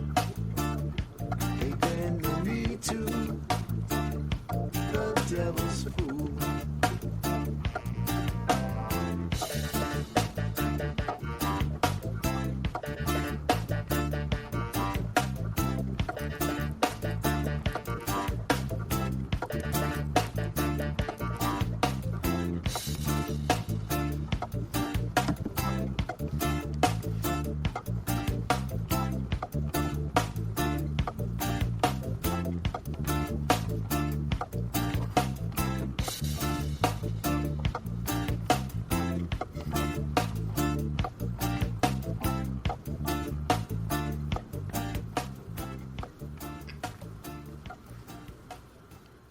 And I do apologize, folks. That is the Devil's Fool, not the Devil's Playground. I don't know. I'm sorry, bro. Oh, no worries, man. You should No have worries. It's corrected not me. out I don't know yet, how. You should have been like, look, this is not out of anger. It's out of love. You got the fucking title wrong, bud. No, man, it's all good, man. Nothing to worry That's about. really awesome. I like that. You know, when you're talking about, you know, voting for whoever you want to, but, you know, pretty much not, you know, reaping what you sow. Yeah. And then, I definitely got the you know, the billionaire kind of worship in there. You know what I mean? But those, they know nothing of Jah love.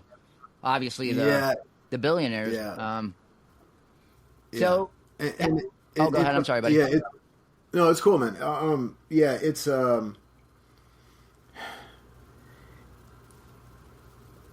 I forgot what I was going to say.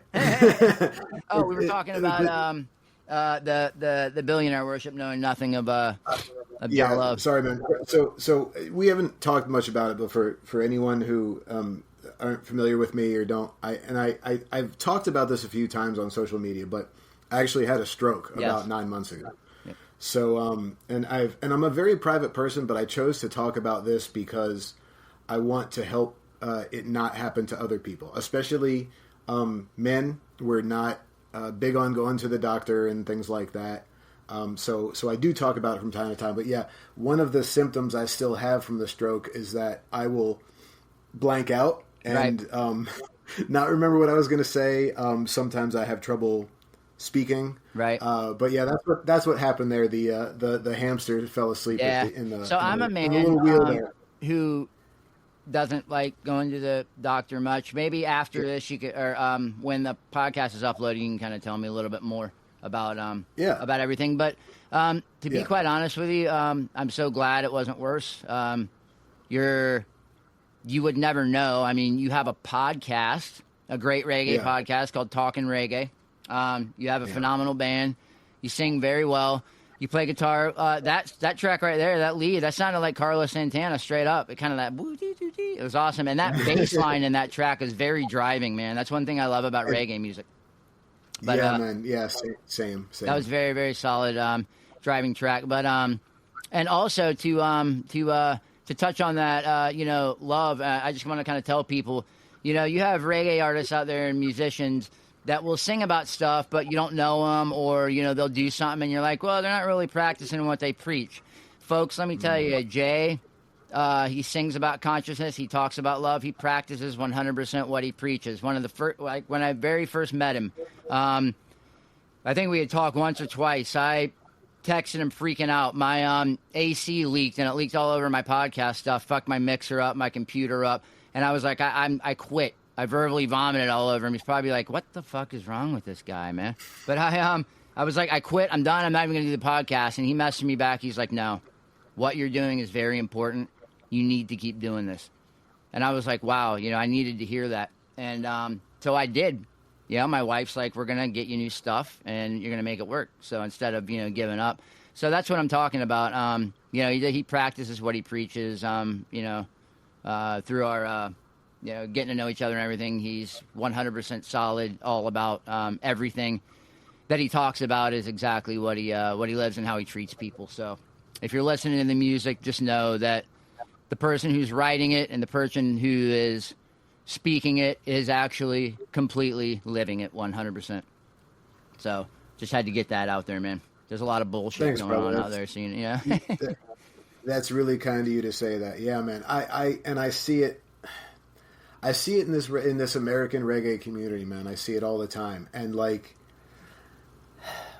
I don't want to be the one to say things. I'm never going to be a gatekeeper. It's not my place to judge. But I see some people, innocent reggae-loving music fans, get swept up with a particular artist, and I know it's going to end in heartache for them because I know that artist, and I know they don't stand for what they're.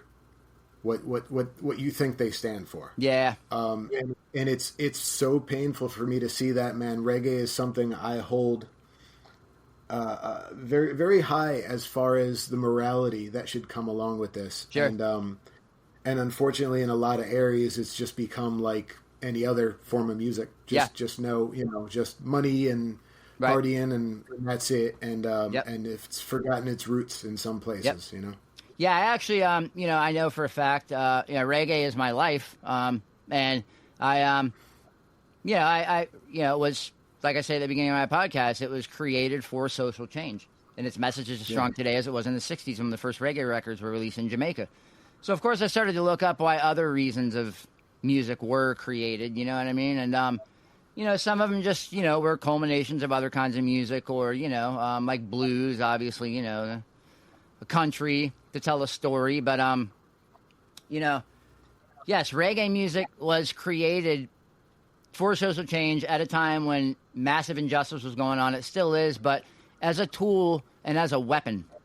And to me, taking the consciousness and the true message of reggae music out of it is like taking the bullets out of your gun and then going to war.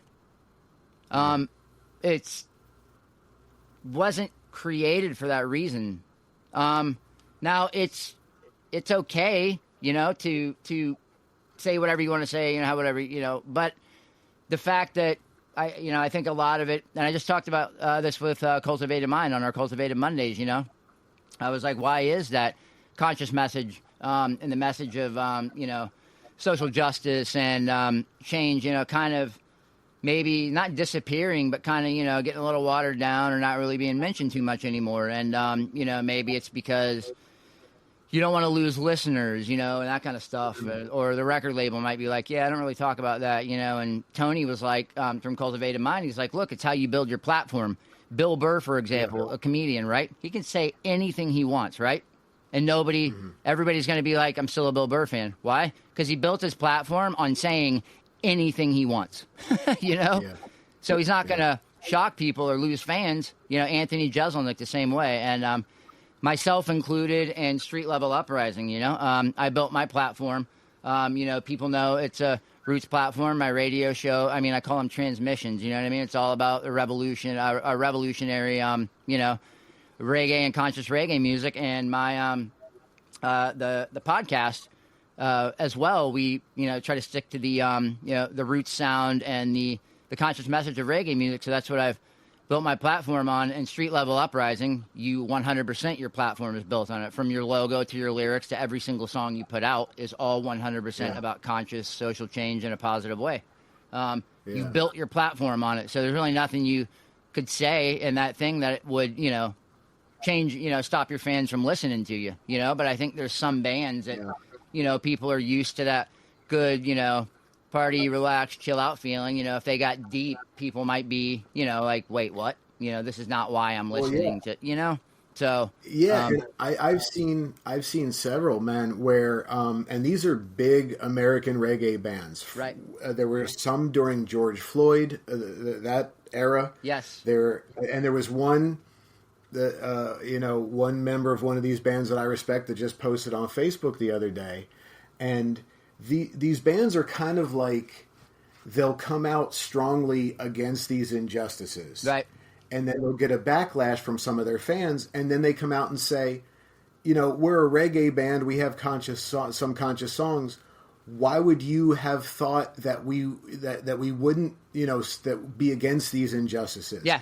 My answer to that is what you just said. They didn't create that as part of their platform. Right. They may have some conscious songs in there, but people know them as a band that's fun. Right. They're you know, they enjoy their music, they love listening, but they don't get bogged down with the conscious stuff because they have plenty other songs that aren't like that. Right. So to me, it's like, what do you want your message to be? And yeah, at some point, it's like, yes, why would you think a reggae band wouldn't speak out against injustices? Reggae was founded in this. But on the other hand, they didn't set themselves up clearly as a band who's against these things, so people got the wrong message. So that's on us too. Yep. You know, I've had misunderstandings with my lyrics where I've had to say, well, I guess I didn't say what I was trying to say clearly enough, and people got confused. So it's on us. But yeah, if people don't think that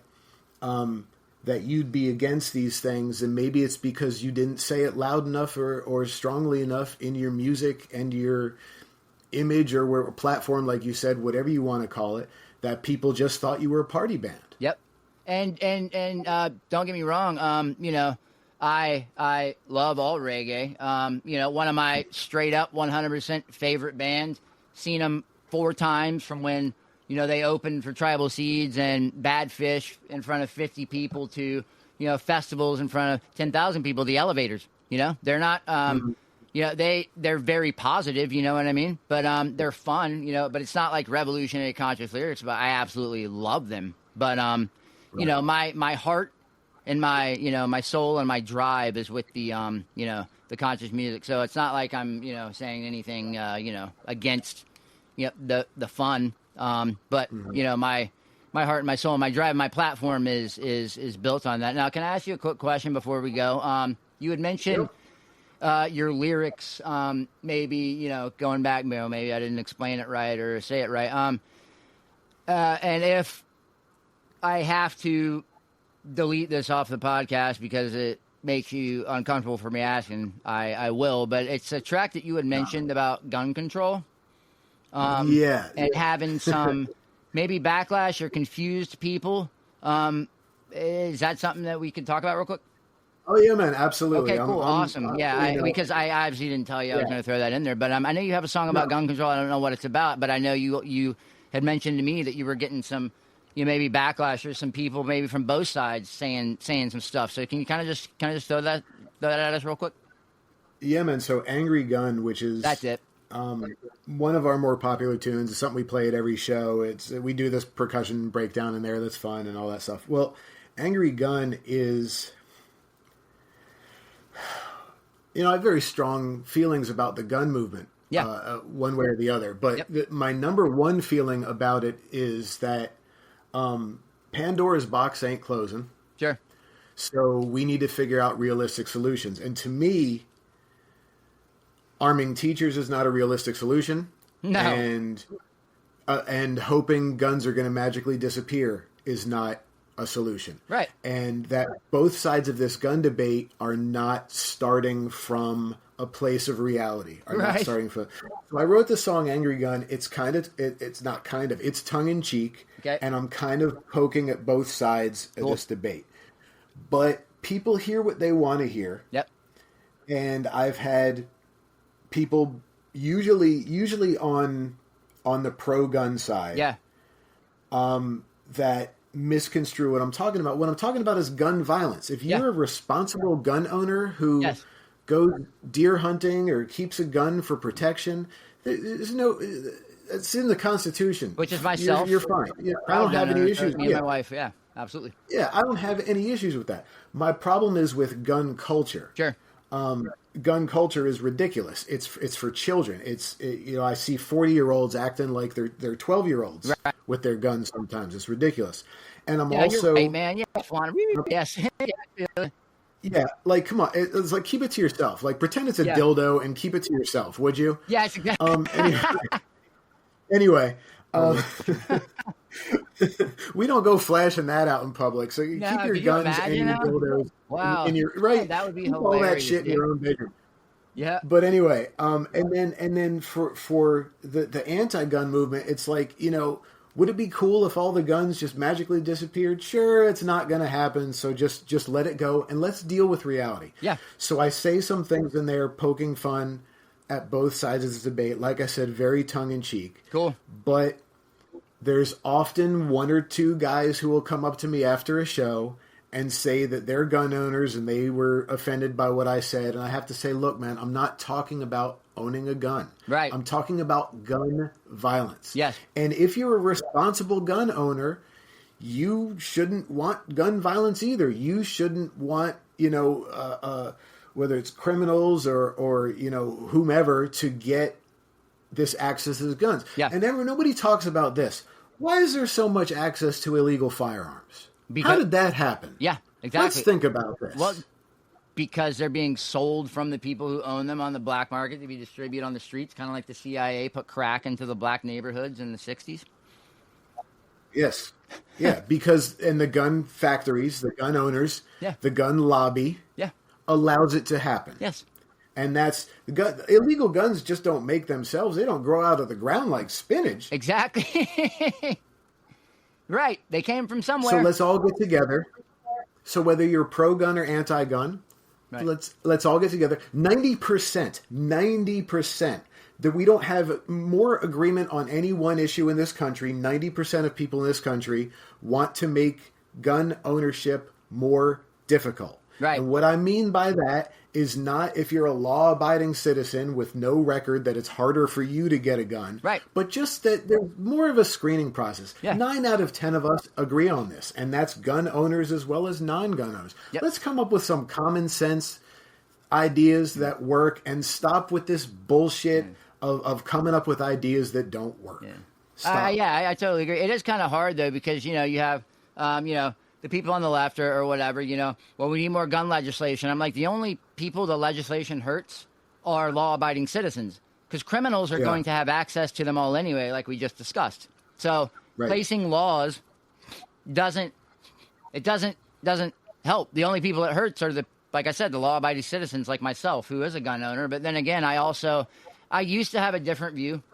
I used to be, anybody should be able to own anything. Now, I honestly, I don't see the need for, a 10,000 round magazine for a fully automatic assault rifle. If you have to have it, I guess that should be a really, really intense screening process. But then again, if a criminal wants it, they're just going to get it anyway. But should all of it be accessible? I'm still kind of like, I don't know. Do you need it? No, but maybe you just enjoy shooting guns like that. And if you're a law-abiding citizen, why shouldn't you have it, But, I mean, I think it's what's going to have to change is what we've been talking about this whole time, a revolution, but a mental revolution. You know what I mean? A shift in consciousness, where compassion takes over, because guns aren't going anywhere. And if you take them away from the law-abiding citizens, or you take them away from the people, then if a revolution ever came where unfortunately it had to be violent, the people have no way to fight back, you know? But right. it's a very confusing topic. I'm really, really, really amazed that you actually wrote a song about it. Well, and it's complicated. Like I'm not saying there's easy answers to it, Right. But like There's not. we don't want to ban guns. Okay. We also don't want to fund mental health care. Right. So we are just going to continue seeing people snap and murder a dozen people. Right. And are we just okay with it now? Is this just okay? Are we desensitized to I it know. to the point they have where drills where in it's like schools a plane, now, right? Like active shooter drills. Yeah, man. So it's like a plane crash. It's just something that we go, well, it's going to happen once in a while. There's nothing we can do about it. No, there's things we can do about it. But we just need to talk about it starting from a point of reality. Do you have if the ball was in your court and you were able to make the nationwide decision, do you have any ideas that you think might work? I think it starts with mental health care. It does. You're exactly right. Amen. 100%. Someone who's not struggling doesn't decide to shoot a bunch of people. Right. You have to be in a place I cannot relate to. No, absolutely. To get that idea, right? So to me, it all starts with mental health care. And it's not video games. I mean, you know. No. They say that desensitizes people. I'm like, dude, I was playing the Nintendo games, even shooting people up and all that stuff. I never, ever crossed my mind, let me go mow down 100 people. Never. No, literally tens of millions of us under the age of 50 or under the age of 60 grew up playing violent video games. Yeah. They're still playing them today. Very few of us are ever going to go.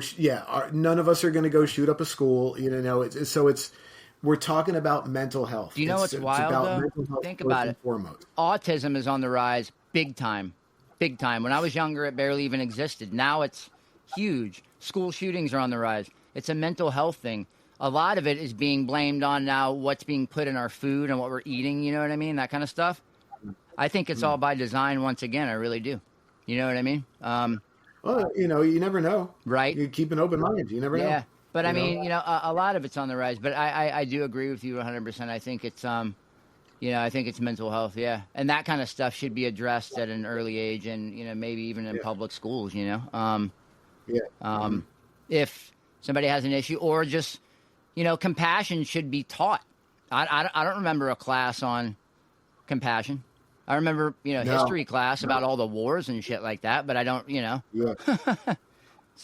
No, I agree, man. I agree. So it comes back to all the stuff we've been talking about, man. Yes. Loving each other, having compassion, having empathy for other people. Yes. Putting yourself in someone else's shoes. Yes. Think about, man, how would I feel if I was dealing with what that person's dealing with right now? Basic human fucking empathy, man. Yes, you're exactly right. Amen. 100%. And, you know, I hate to keep touching on my spirituality, but yes, I'll close with this. It's all about compassion and being in service of other people. That's why my wife and myself started our nonprofit, Sacred Eye. We started the initiative Reggae for a reason that funds out of work full-time reggae musicians. If they're sick or in the hospital and they can't make their gigs or miss a tour, we will step in and, you know, help fund them. And in the sad event that a member of the community passes away, we will give assistance to the families. And we also started the Natural Spectrum Project, which is a project to fund holistic autism research, only holistic, not the pharmaceutical. So, but it's being in service of other people. And, you know, we've made that conscious decision that for the rest of our lives, we are going to spend it helping other people, being in service of other people completely. So, yes. And I think that once you make that decision, it's not like things come back to you or any, it's just your life, the way you view things change, you know, because, you know, what I do for work, there was a coffee cup in this gentleman's driveway that I delivered to yesterday. And he was an old guy. I felt, you know, I saw it laying there. Instinctively, I picked it up and walked it over and threw it in his trash can. You know what I mean?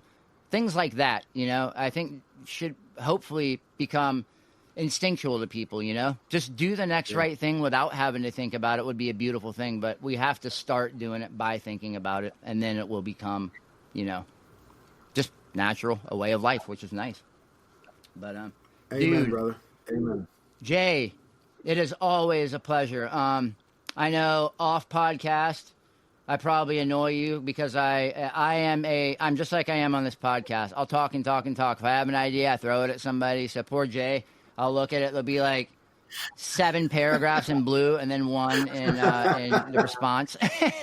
But And I know, and I'm the opposite, man. I know you are.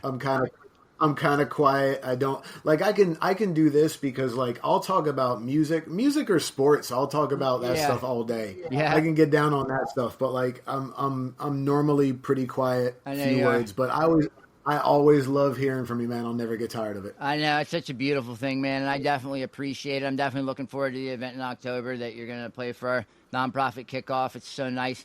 Having you on the show was amazing. When I presented this idea to you, you said, hell yeah, let's go. And I figured you'd be great to do it with. Absolutely love your music. Fantastic band. Incredible lyrics. Definitely a message. And you said you don't know if you'll ever change anybody's mind. Well, you know what? You're doing it the right way. You're presenting a message to people in a nice, positive manner. You're not judging them. You're not screaming at them. You're not yelling at them. You're wrapping it in a nice package and giving it to them in a very presentable way. So you're definitely doing it right. And I think your message is going to change people's minds if it hasn't already, which I'm sure it has. So thank you. Check out Jay on Talkin' Reggae, TALKIN Reggae. It's Talkin' Reggae podcast. He's got like, 250 episodes out now? I don't know. I think it's around there, like 249, 250. It's a lot. It's a lot. It's a really, really awesome podcast. His episodes are they're not as long as mine, so you can get a lot of them in, and it's nice. They're all very very informative, very awesome, and he packs a lot of information into he doesn't drag it out like I do. So with the 5 heavy hitters that we played, where do you see StreetLevel Uprising heading next? What are the fires that are still burning inside of you that we can look forward to hearing about? Oh man, I got my board here of all the things we're working on studio wise. Beautiful. So that's I got a lot. We got the first single. We're gonna be dropping singles all year. The first single we got coming out in July is going to be called All One People. Right after that, we're going to put The Devil's Fool out. Okay. And then we have just tune after tune just coming out from there, man. Are these singles going to be on like an album, or are they just singles? They're going to be singles. We're going to be dropping singles for a while. Okay. And at the end of the cycle, we will release them all on an album. That's great. Fantastic, man.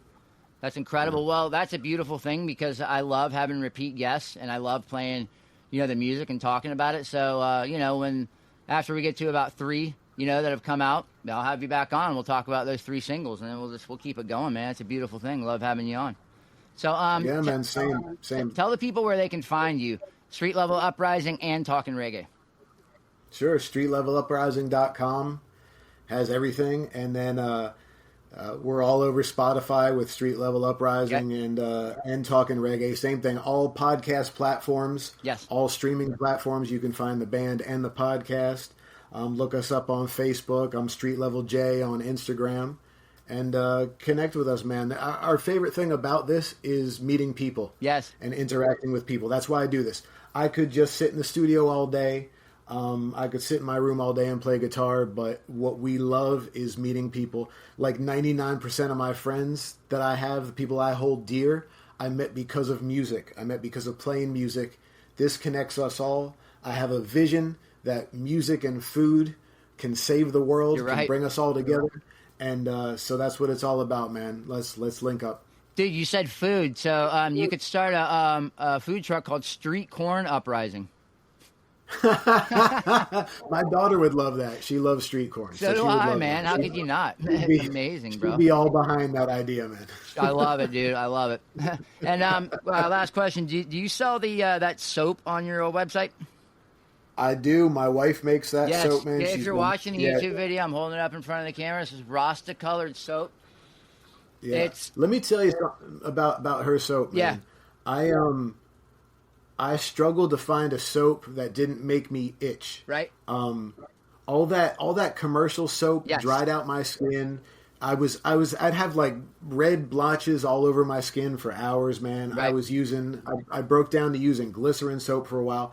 When my wife started making soap, there's nothing in that soap but olive oil, coconut oil, the fragrance, and obviously there's lye to cause the chemical process. Yep. But this is a natural soap. That's great. And I haven't had skin problems ever since I started using her soap 10 years ago or whenever she started making it. This soap is great. I have numerous people tell me it's the best soap they've ever used. I have people that just make it regular. They just say, hey, I need some more soap, and I'm going to send you some money, send me some soap. She doesn't mass produce it. It's all handmade, all natural. If you're looking for a good quality soap, hit me up. You got to try this stuff. I'm going to do that because I'm keeping this amazing. one for my podcast desk because it's the Rasta colors, and I mean, I can send you another one. But I need, I definitely want one to use. Like I said, me and my wife are huge hippies, so everything we use is all, all natural, like the deodorant and all that kind of stuff, and the soap. But I mean, I would love to get up on some of that. That would be awesome, man. I'll send you a few different. She's got some curing right now. She's got 5 or 6 different types. So she makes more than just a street-level soap. She makes all different fragrances. That's so awesome. I'll send you some. Well, during our when you come to play the nonprofit benefit, have her bring some. Vending is free. Have her set up and sell some stuff, man. That'd be great. Cool, man. Will do. Thank you. All right, brother. Well, Jay, thank you so much, man. We definitely appreciate it. Jay Cantor, StreetLevel Uprising, talking reggae. It was an absolutely beautiful show. Thank you so much for coming on. And there is strength in unity, so build your community. Follow me on Instagram. Follow me on TikTok. Follow me on Facebook. Hippie Far Eye. Email me, hippiefareye@gmail.com. Check out my website, hippiefareye.podbean.com. I am the only Hippie Far Eye in the world. Very easy to find. And subscribe to our YouTube channel, Hippie Far Eye Reggae Radio and Podcast. It really, really, really does help. And this is Scotty, the high-strung hippie, and Kira, the Irie Empress, reminding you to speak your mind before somebody else does it for you. And do something nice for somebody today. Grab some flowers for your partner. Smoke out a stranger. Slip the homeless man a buck. But whatever you do, do it from the heart. All good things start with the heart. Peace, love, and Rasta rhythms are all a part of the reggae revolution. One love, fam.